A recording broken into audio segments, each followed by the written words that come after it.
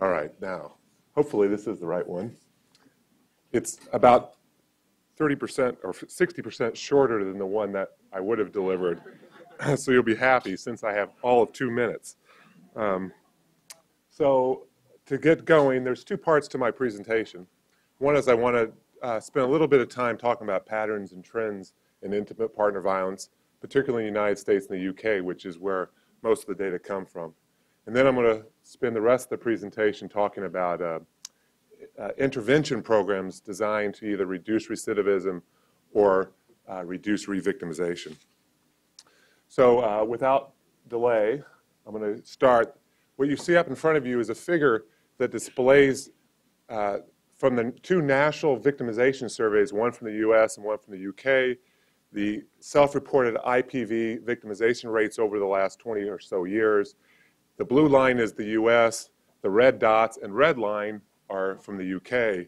As you can see, there's been a dramatic drop in intimate partner violence reported in both these countries over the past 2 decades. And until we actually had merged these data a couple weeks ago, we also didn't realize that in absolute terms and in drop that the UK and the US have been tracking each other quite well. This next slide shows a similar story. This is IPV homicide counts. While the absolute numbers are quite different between the UK and the US, there's no comparison. The trends, though, over time for both males and females are about the same in the two countries. And again, they sort of show that there's been a drop in intimate partner and homicide. One last slide to talk about trends a little bit. This is just from the US. This is the intimate partner violence rates by age cohorts over time. The red line is the one to point out here. That's the 18 to 24. You'll see it dropped substantially from the early 1990s to the late 2010. In fact, that group is the group that basically accounts, that group in the 25 to 34 group are the ones that basically account for the substantial drop in IPV over time. Before moving on to the interventions, I want to point out one other thing about the patterns of intimate partner violence over time. Not only have we seen the aggregate rates drop over time, there's one other fact is that intimate partner violence within a person drops over time. And so every time you re-interview and repeat and re-interview people, their rates are naturally desisting without any intervention. And this is a very important point to point out because if we are to fairly assess intervention programs, we're going to have adequate control groups to be able to distinguish between natural desistance, which occurs, and effects from interventions themselves. And so that's an important point. So at this point, we have demonstrated, or hopefully have demonstrated, that IPV rates have been going down for the last 20 years. Most of the drop is from younger people. And that part of that drop has to do with the reduction in recidivism by natural occurrences. Okay, so switching now to IPV-focused interventions.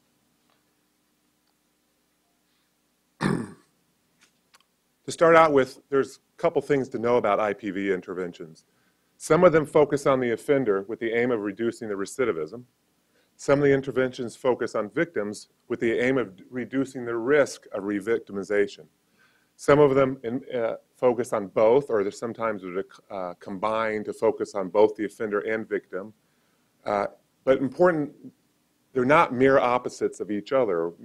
So if one goes down doesn't mean the other one's going down. Offenders could actually find new victims, and victims can have revictimization by other offenders. So the fact that it might work for reducing recidivism doesn't mean it necessarily will work at reducing revictimization. The second part to understand is that the intervention programs themselves have been going on in many different places. We're going to look at NGOs, criminal justice, and health.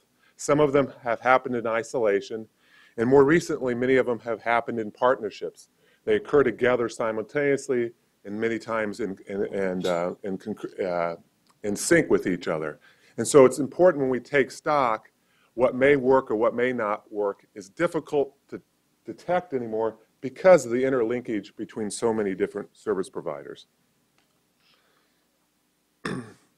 So we're going to begin today looking at the intervention programs by focusing on one of the oldest, most well-established mechanisms to address domestic violence. This, in the US and the UK, is often called Refuge or women battered shelters. They started in the 1960s, and they typically provide short-term housing and other support to female victims of IPV. These settings are established as safe spaces for women, and their alone may be seen as an intervention program. But to date, there's been no systematic review of whether these interventions provide a benefit.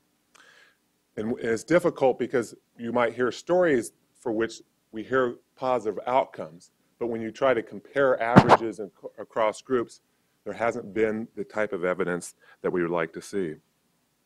So there's been one study by Berk that dates back to 1982. It didn't provide a positive effect unless you did some other analysis to get an interaction effect. Several other studies looking at aggregate rates of shelter resources within communities haven't found that more resources necessarily leads to less violence. However, because many types of interventions are delivered in shelter settings, identifying the specific mechanisms that link to better outcomes is not easy. Thus, the services delivered in these intervention settings, indeed the settings themselves, are considered the cornerstones of many interventions in both the US and the UK. The next step in our intervention program has been to offer victims support, because oftentimes they don't seek shelter, and indeed they don't need to seek, should not have to seek shelter to get help. And so known as mostly as advocacy programs, this form of intervention involves the professional provisions of advice, support, information, and oftentimes range in suitability and options for safety in their children. There is a body of research that suggests that there are positive benefits from this type of intervention. Many of these studies are small, single-site evaluations and weak research designs. We were able to locate one systematic review of 10 randomized control experiments that they tested to reduce violence.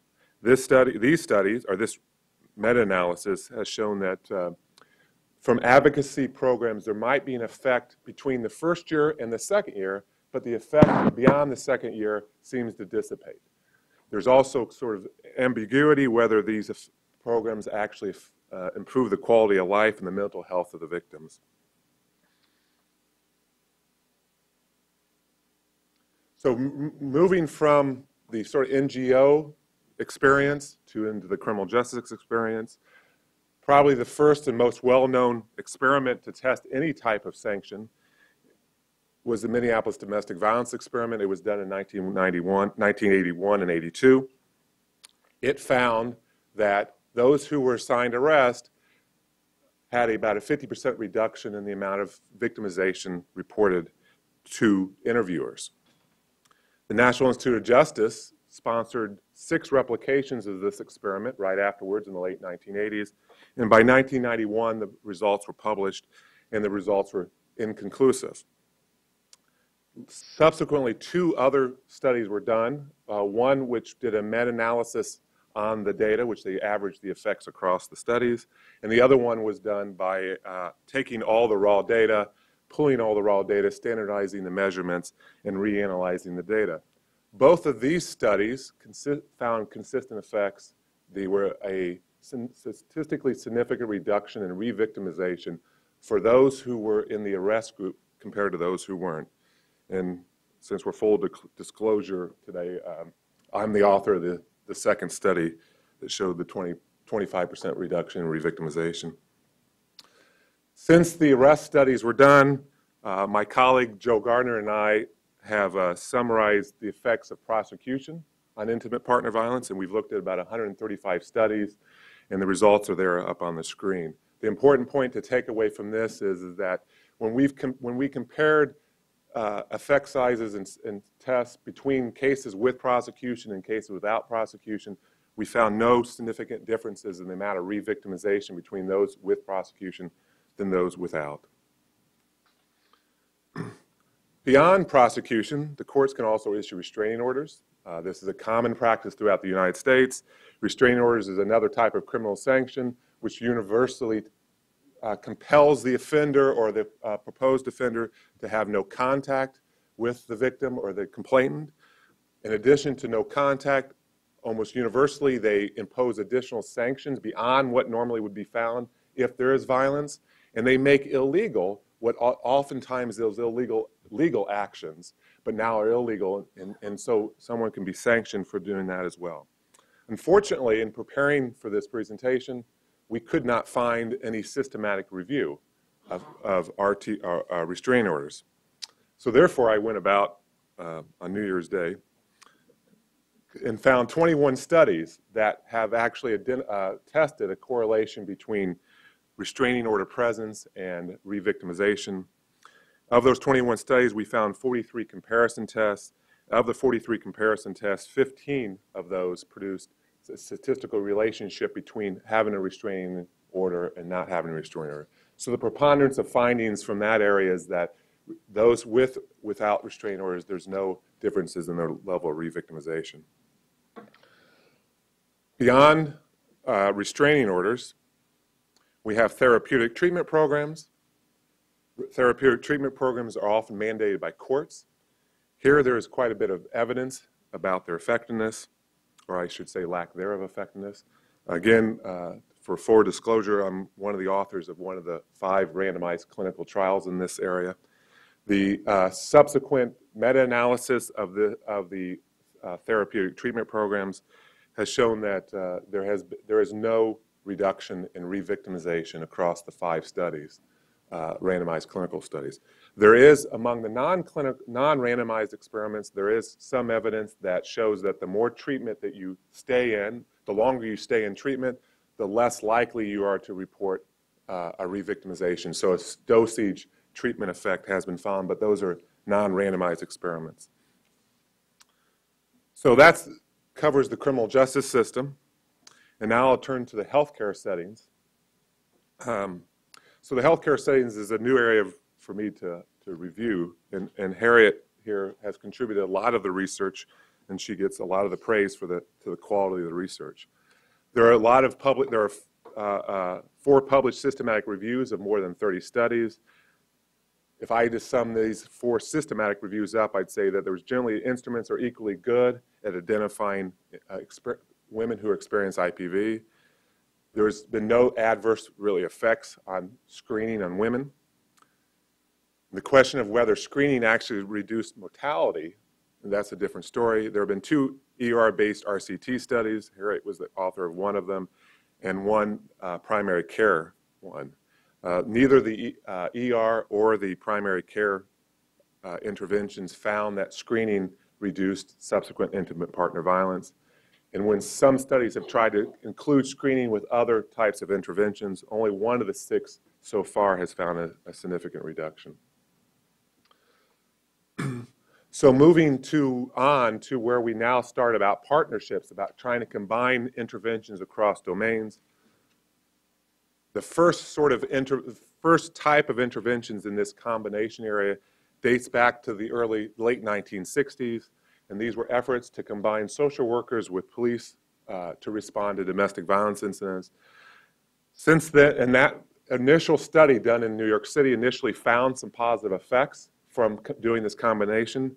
There were, in the precincts for which there was a intervention group, they found that there were no homicides in those areas compared to the neighborhoods where there was no intervention. And for the police, most importantly, there were no injuries to the police officers in the places where there was an intervention compared to places without the intervention. Since then, we've moved on, and to date, there are now 10 evaluations of what we now call second responder programs. In this area, again, I'm the co-author of some of these studies, so I'm not an independent assessor of this evidence. But the meta-analysis was done by Rob Davis, who was the author of a couple of these studies himself with me. And what we had found, generally speaking, in our studies is what we found, Rob found elsewhere, is that while programs may increase victims reporting to the police, the programs themselves don't seem to reduce violence according to the victims. And so moving sort of to contemporary day, and I have just 2 more slides or so, is that there's been a significant effort at combining into CCRs, community collaborative responses to domestic violence. There are various models been implemented in both the UK and the US. They're oftentimes called the Duluth Model. That's the Cadillac version of them. Early evaluations produced positive outcomes, though none of those were controlled studies. Of the more recent ones, only 1 of the 5 demonstration programs have provided data on repeat victimizations. That was a study funded by the National Institute of Justice.